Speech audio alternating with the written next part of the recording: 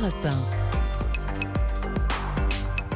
Europe 1, 8h14, votre invité Sonia Mabrouk est aujourd'hui le coprésident de la Fabrique de l'Industrie. Et il a été patron de la SNCF et d'Airbus notamment. On a coutume de dire l'un des plus beaux CV de l'industrie française. On va parler notamment d'industrie. Bonjour à vous Louis Gallois et bienvenue sur Europe 1.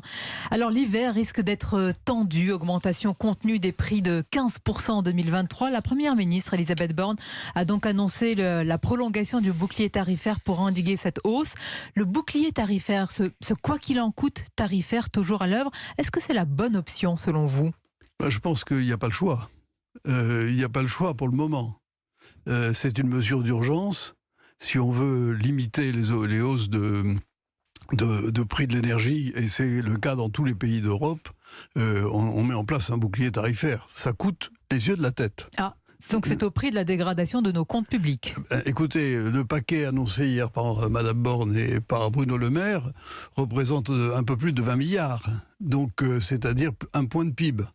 C'est de produit intérieur brut, excusez-moi. C'est considérable. C'est considérable, on ne peut pas faire ça plusieurs fois, surtout que ça succède à des mesures déjà prises. Donc moi je pense qu'il fallait prendre ces mesures. Pour protéger Oui, pour protéger le pouvoir d'achat des Français, pour soutenir un certain nombre d'entreprises. Ces mesures sont justifiées, mais il faut savoir que ça ne peut pas être la solution de moyen terme. La solution de moyen terme, c'est de faire en sorte que ces hausses de prix soit modérée elle-même, c'est-à-dire que le prix de l'énergie puisse être contrôlé. Que ce soit le gaz, il va bien falloir trouver des solutions au gaz russe.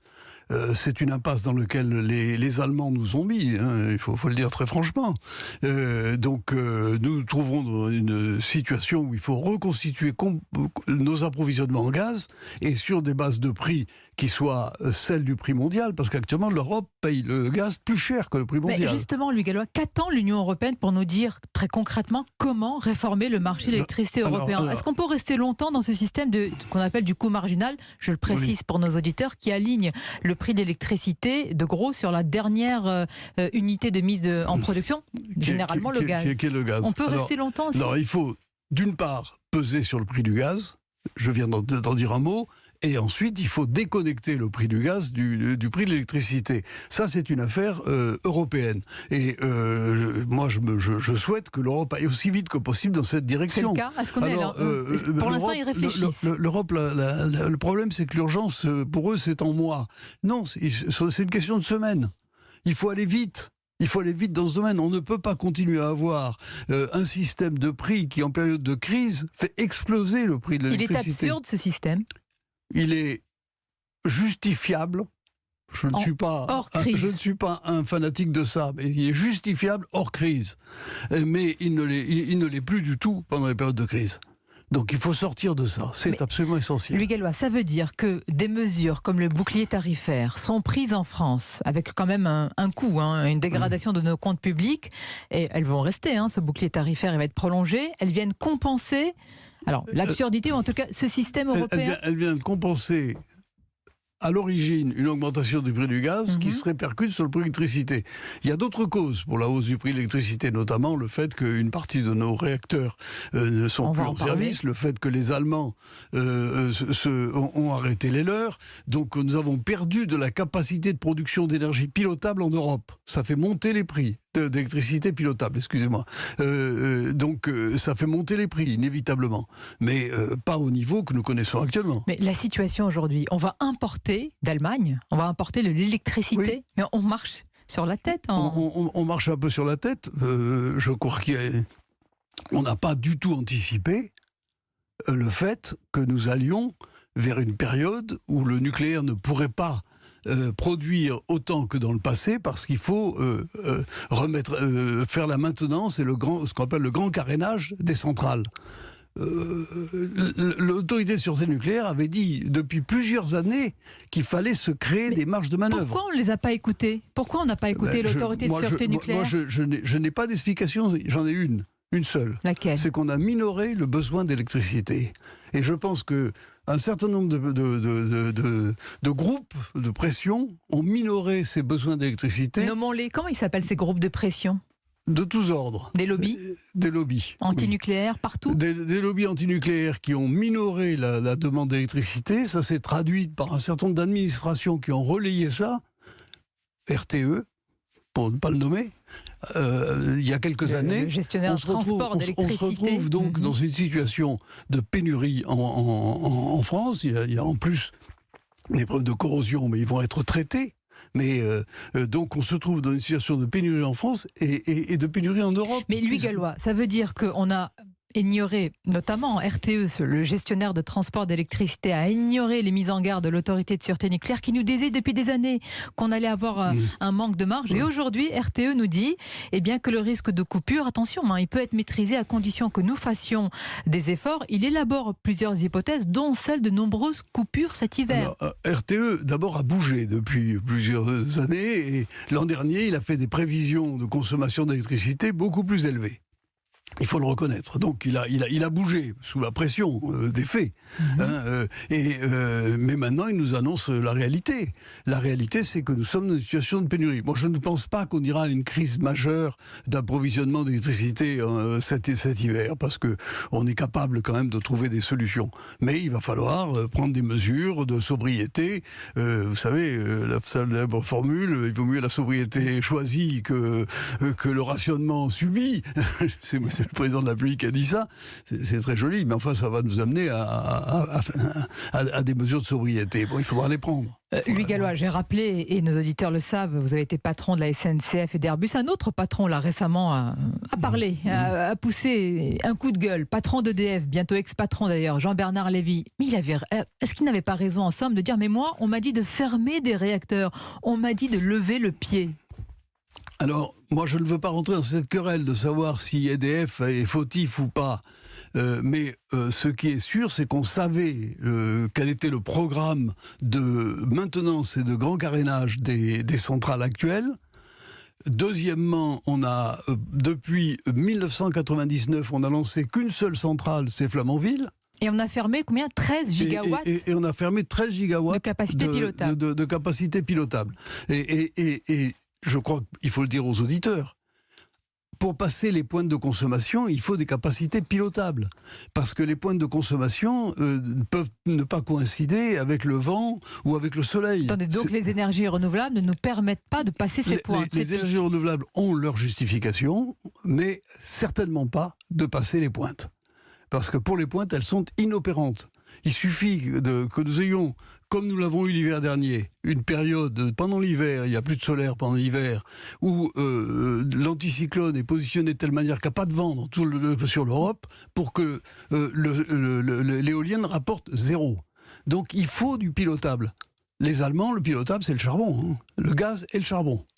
Et je pense d'ailleurs, nous, qu'en France, en attendant que le programme nucléaire qui va être lancé soit en service, je pense qu'il va falloir que nous regardions si nous ne devons pas développer des capacités en gaz. C'est quand même aberrant, mais on risque d'en arriver là. Aberrant. Le discours de Belfort d'Emmanuel Macron sur le nucléaire, est-ce qu'il a donné, c'est important aussi, et en tant que patron, vous le savez tellement, une vision pour une planification dans ce domaine ? Est-ce qu'on sait vers où on va ? Je pense que, d'abord, c'est une étape très importante. Il a annoncé 6 réacteurs, puis 8 derrière. C'est une étape très importante. J'allais dire que la France est remise dans le chemin. Mais maintenant, ce chemin, il faut le tracer. D'ailleurs, il faut une nouvelle programmation pluriannuelle de l'énergie. On ne peut pas rester sur l'ancienne, qui est d'ailleurs toujours... Elle est caduque, l'ancienne ? Elle est caduque, mais elle est toujours en service.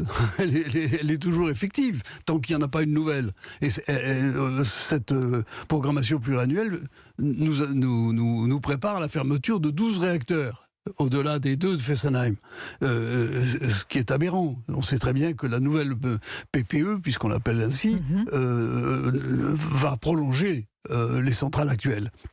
Mais il faut le dire, il faut qu'on organise cette planification, ne serait-ce que pour l'industrie nucléaire. Elle a besoin de se mettre en ordre de bataille. Mais attendez, Louis Gallois, combien faut-il d'années pour construire en France une centrale ? Nous avons fait une enquête. 15 ans. Dont 7 ans de procédure. 7 ans, minimum 7 ans de procédure. Quand on compare à d'autres pays, il y a quand même un problème, non ? C'est très long. Ça ne peut pas se faire très rapidement, mais c'est très long. Et je pense qu'il faut simplifier les procédures.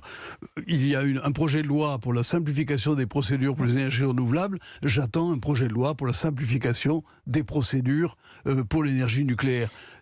Il y a des procédures qu'il ne faudra pas simplifier parce qu'elles sont essentielles, c'est celles qui touchent à la sécurité. La sûreté, bien sûr.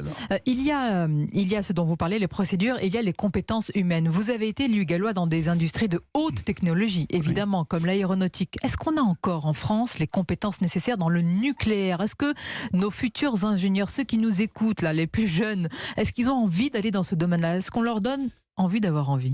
Pour qu'ils aient envie, il faut d'abord leur dire où on va. Il faut donc tracer la route et leur dire on va développer un programme nucléaire. Et ce programme nucléaire, il est bon pour le pays. Il est décarboné, il est compétitif, il assure l'indépendance de la France. Ça, ce sont des choses essentielles qu'il faut dire. Décarboné, parce qu'il y a encore beaucoup de gens en France qui croient que l'énergie nucléaire crée de l'oxyde de carbone, ce qui est aberrant. Donc il faut leur dire ça. Et il faut leur dire que les problèmes des déchets, on sait les traiter. Dans le monde entier, on est en train de traiter ce problème des déchets. Il faut leur dire cela. Les accidents, jusqu'à maintenant, on les a maîtrisés. Là, vous en parlez avec verve. On sent que gâchis français... écoutez, il y a deux filières technologiques en France que nous maîtrisons de A à Z. C'est l'aéronautique et le nucléaire. Il faut le garder, ça. C'est un atout formidable. C'est 200 000 personnes qui travaillent là-dedans, de la très haute technologie. C'est l'industrie de demain. Et je pense d'ailleurs qu'il faut maintenant regarder la nouvelle génération des réacteurs à neutrons rapides, et ça me paraît absolument essentiel. On a arrêté Astrid, suspendu. Je ne sais pas les raisons exactes de cette suspension. Moi, quand j'étais commissaire général à l'investissement, j'ai financé Astrid. Et je l'ai financé parce que je pensais que c'était un programme très important.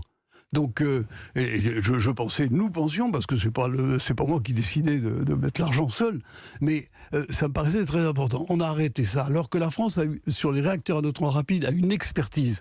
Et il faut relancer un programme là-dessus. Nous avons reçu il y a quelques jours Nicolas Dufourcq, patron de la BPI, la Banque publique d'investissement, qui a raconté dans un livre édifiant, vraiment, l'histoire de la désindustrialisation, en particulier sur la période 95-2015. Vous avez écrit l'épilogue de cet ouvrage. Est-ce qu'on peut rattraper en termes d'industrie tout ce temps perdu, parce que ce livre montre l'hémorragie industrielle dans notre pays? Écoutez, il y a le sursaut. Le livre montre qu'on a perdu la moitié de notre industrie. C'est en 25 ans. C'est absolument dramatique. C'est un drame que nous voyons dans le chômage, que nous voyons dans le déficit de notre balance commerciale, que nous voyons dans des territoires à l'abandon. C'est le drame national de la France sur les 20 dernières années. Donc il faut rattraper ça. Et il y a des choses qui sont en train de se faire. Mais qu'est-ce que vous dites aux tenants de la décroissance qui à l'aune de cette crise, disent il faut moins produire. C'est bien la preuve qu'il faut moins produire. Ils m'expliqueront comment on fait pour satisfaire les besoins des Français en produisant moins. Ça va être de l'importation. Comment on va faire? Et puis, je crois que la décroissance est une impasse. C'est une impasse. Bien sûr qu'il faut une croissance modifiée, qui tienne compte des préoccupations écologiques et surtout énergétiques et climatiques. Mais je crois que la croissance, elle est indispensable parce que c'est elle qui permet à une société de vivre, de se projeter dans l'avenir, de lancer des programmes, d'avoir un projet. On entend ce plaidoyer. Pour conclure sur l'urgence climatique, je voudrais interroger le patron que vous avez été quand même à la tête de la SNCF, d'Airbus, président du conseil de surveillance de PSA, donc tous les moyens de transport. Qu'est-ce que vous avez pensé de ces injonctions à moins prendre l'avion? Tout ce débat autour des avions, des jets et tout cela. Moi, je pense que tous les moyens de transport ont leur vocation. On n'ira pas en Chine en vélo ou en bateau à voile. Oui. On peut en bateau à voile, mais enfin c'est compliqué. C'est une expédition. Donc je crois que l'avion évidemment a de l'avenir. Peut-être que sur Paris-Bordeaux, je fais référence au football, c'est peut-être moins utile, ou Paris-Nantes. Oui. mais je crois que l'avion a complètement sa justification. Mais l'avion fait d'énormes progrès chaque année pour réduire son empreinte carbone. C'est à peu près 2% des émissions de carbone. L'avion, je rappelle que le numérique c'est 5% et que ça galope, que ça sera 10, 15, 20% bientôt. Chaque fois que vous faites un like, vous produisez 3 grammes de CO2. Il y a 1 milliard de likes par jour dans le monde. Ça veut dire, vous voyez, faites le calcul. Ça dépend. Likez l'interview de Louis Gallois si vous l'avez aimé. Merci en tous les cas, Louis Gallois, d'avoir été notre invité. Bonne journée à vous. Merci Louis Gallois, merci Sonia Mabrouk.